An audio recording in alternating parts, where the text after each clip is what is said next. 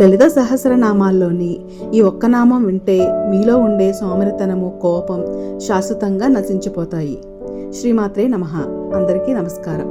శ్రీ సహస్ర శ్లోక ఛానల్కి స్వాగతం. ఈరోజు మనము 5వ నామమైన దేవకార్య సముద్యత అనే నామం యొక్క విశిష్టత, అందులో ఉండే పరమార్థం గురించి తెలుసుకుందాము.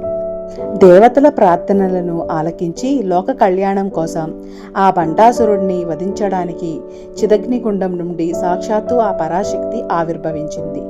దేవకార్య అంటే దేవతల యొక్క పని, సముద్యత అంటే ఆ పనిని నెరవేర్చడానికి ఎల్లప్పుడూ సిద్ధంగా ఉండేది అని అర్థం.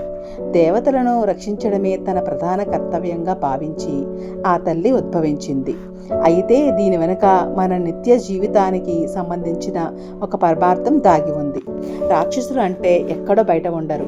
ఏముందిలే, కష్టపడకుండా హాయిగా తిందాం, సుఖంగా పడుకుందాం, ఎప్పుడూ విలాసంగా ఉందాం అని అనుకుంటూ ఏ మంచి విషయాలు తెలుసుకోకుండా కేవలం శారీరక సుఖాలకే అలవాటు పడిపోయే మన సోమరితనమే మన లోపల ఉన్న అసలైన బండాసురుడు.